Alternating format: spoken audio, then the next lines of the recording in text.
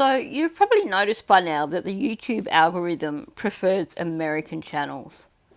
So quite often when you go scrolling through YouTube, you're going to see American channels, which would give the impression that there are almost no channels from other countries that exist. For me, as someone who likes doing reaction videos, this makes it challenging because I like to hear perspectives from people who are from other countries, not just people from the USA. There's a few British ones that I've come across, but finding ones from other countries can be a real challenge. So when I found this one, straight up I was like, this is cool, I have to check out what she has to say. So this is a pretty small channel, I've not seen it before, but I liked the way she presented her video. I've only watched a little bit, so I don't know if I agree with her or disagree with her.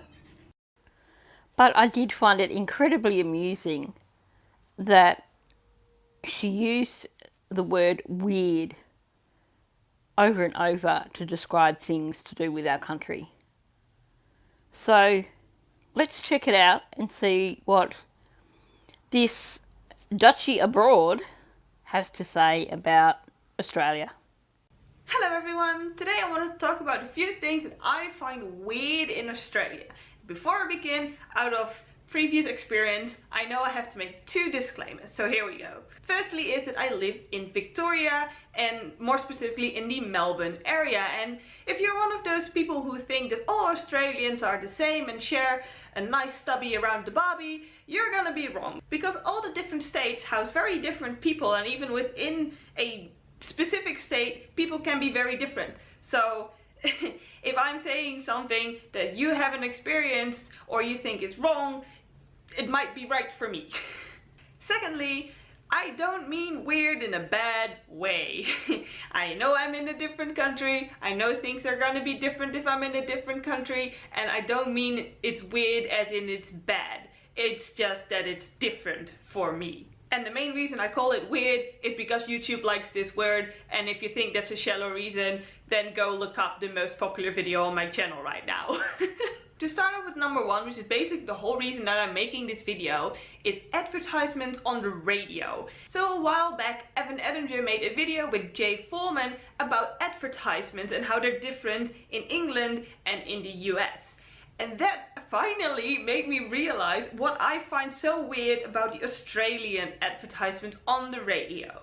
Because the thing is, there's no segregation. Because right after the newsreader tells you that there is a pile-up on the M3, it will straight go to, do you want a house loan? And it's like the same person saying it in the same voice. And it just baffles me, it just messes with my brain, because I'm used to newsreaders reading the news and advertisements being advertisements. People who read the news in the Netherlands won't ever tell you an advertisement. They're supposed to be objective. Sorry, they're supposed to be objective and not subjective, and advertisements are very subjective. So it just feels really weird for me to hear this newsreader read out the traffic or read out the news and then straight on tell me that there's a bucket deal at KFC. It's just really weird.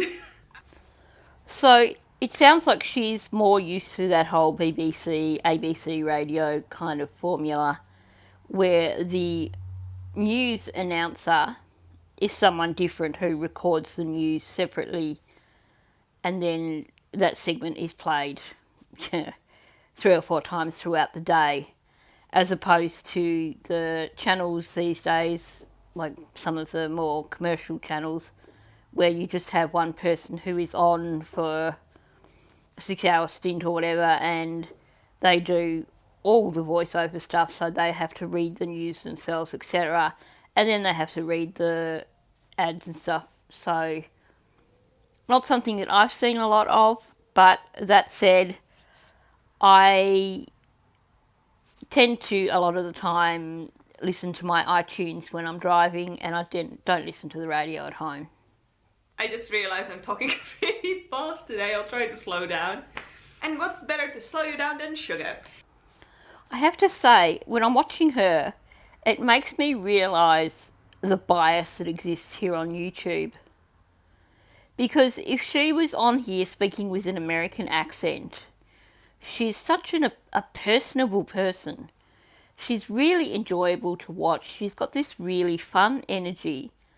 And yeah, she's also attractive. So if this was an American person doing this, her channel would have exploded. But instead, it's just a quiet little channel in the background that I only found it because I was doing a search because I was trying to find another video to react to. And I was specifically trying to find something un-American this time round. Otherwise, I might not have come across her channel. And yet, yeah, I quite like so far what I'm seeing. I find her a little bit amusing too. What better to slow you down than sugar? Sugar doesn't slow me down. Because the thing is, here in Australia, they call all candies and sweets lollies. And why this is so weird to me is because when we learn English in school, aka British basically, you will learn the word candy or sweets. Candy is a bit more American, I believe. Anyway, there is this whole like covering word for all sweets, all candies. And lollies are a hard candy on a stick. It's one type of candy. But here, wine gums and lollies and hard candies and everything is called lollies. It's so weird.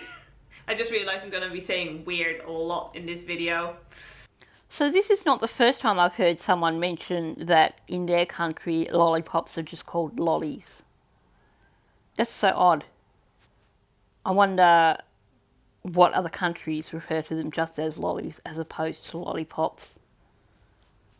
But it is fascinating hearing her talking about how we just globally call everything lollies. If it is a sugary sweet, it's a lolly. And here I'm using sweet in a different way that I know some other countries would. Because I know some countries would talk about sweets as in that would be your desserts. One thing that I missed when I made my video about driving in Australia is the petrol prices. The petrol prices here go up and down like a freaking yo-yo. I have seen the petrol price go from 125 one day up to 165 the next day and then down to 145 the other, like the day after. It literally just bounces up and down. And back in the Netherlands, it's much more regulated, and it's also that the petrol stations can't actually divert that much of the price, and it's bound to like the oil price in the world or something like that. Here it seems like they can just do whatever. It's just really weird how quick it bounces up and down.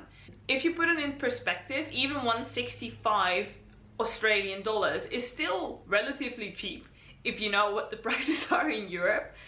But the fact it can just change 20 or 40 cents per liter in a day is just bizarre. Face it, the Australian government is about as concerned with monitoring and controlling fuel prices as they are with monitoring price gouging by supermarkets. Clearly, when you have so much tax coming in from fuel, and let's call a spade, we pay a lot of fuel tax here in Australia. So why is the government going to worry about fuel prices jumping up and down? The number of times that fuel watchdogs or RAC have tried to draw attention to the issues that exist here in Australia when it comes to fuel prices are insane, and yet nothing ever happens. We have one of the most toothless governments on the planet, in my opinion, when it comes to things like fuel prices and groceries. And I think what she's referring to here is the classic long weekend fuel cost. There's a long weekend coming up, so we're going to hike our prices on Thursday night so that all these people that are heading out for the long weekend are going to pay extra in fuel just because we can get away with it. And then Monday, when everyone comes back home again, we're going to drop the prices back down to the regular fuel price. It seems to be something that has happened for eternity here in Australia, and yet it is known that it happens, and it still happens.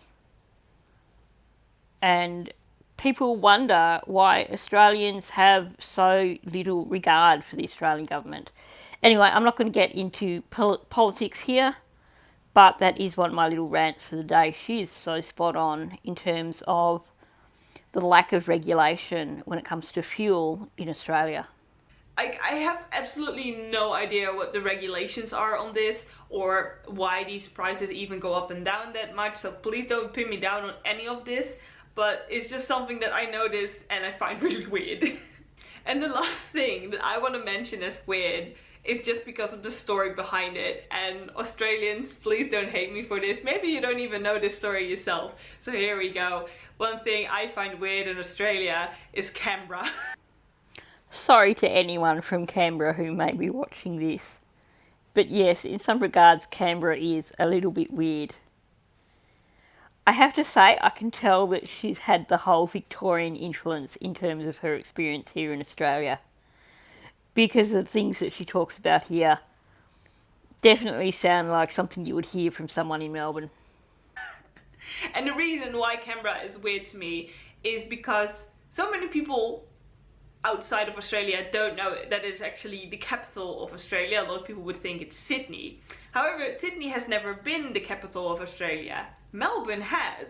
So the story goes that after Australia got like government and those kind of things, they were debating who would be the capital of their new country. And both Sydney and Melbourne were making a claim to be the capital.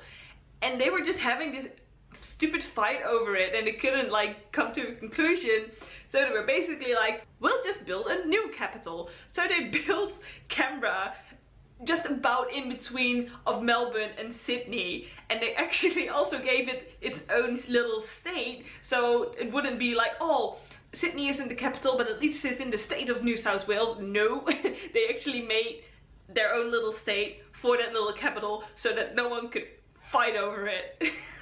Come on, if that is not weird to you, like what is? It's such a dumb thing that like grown men couldn't come to a conclusion which city should be the freaking capital, so they just build a new one. Not only that, not only oh well, we can't decide, we'll build a new one, but because they wanted it to be smack bang between Sydney and Melbourne, they whacked it in the middle of nowhere.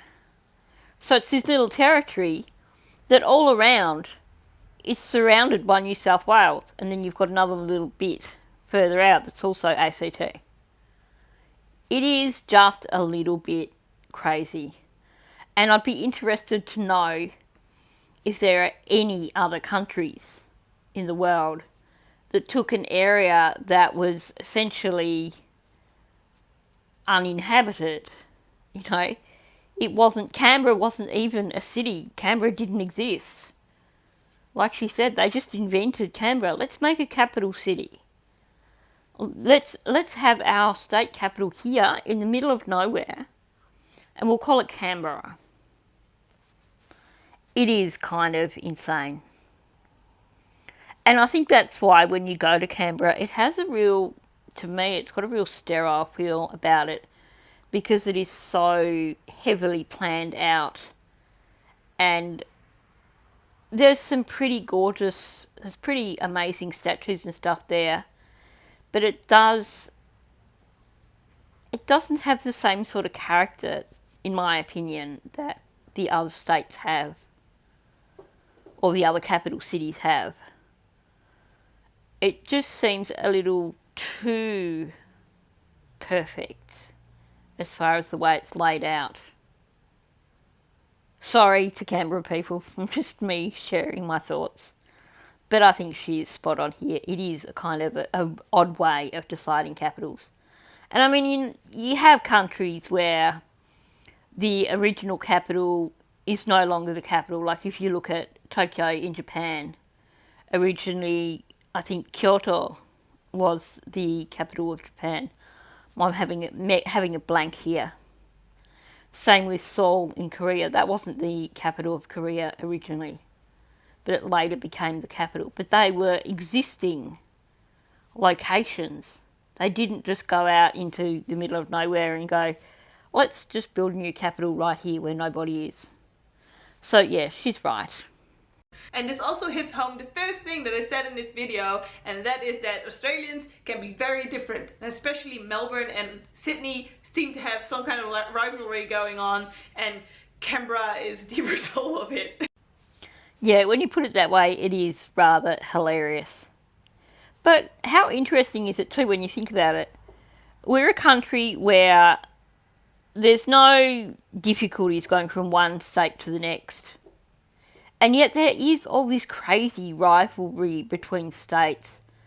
And there are states who laugh about other states. I mean, Tasmania is the joke of the rest of Australia.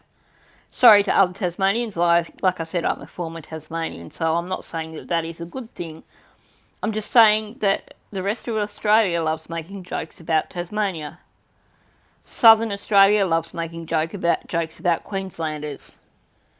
It's just what we do. It's like something here in Australia where it's like, if it's not my state, then we're gonna take the mickey out of it. Or we're going to say that, hey, we're the best state. So, yeah, I think she's totally nailed it there. Thanks for watching.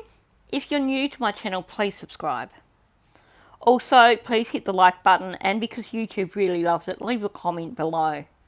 What are your thoughts on the things that she said here? Do you think Canberra is weird? Have you been to Canberra? What are your thoughts on Canberra? Do you live in Canberra? Do you think we're all being a bit mean? Anyway, thanks for listening. Stay tuned. There'll be more to come.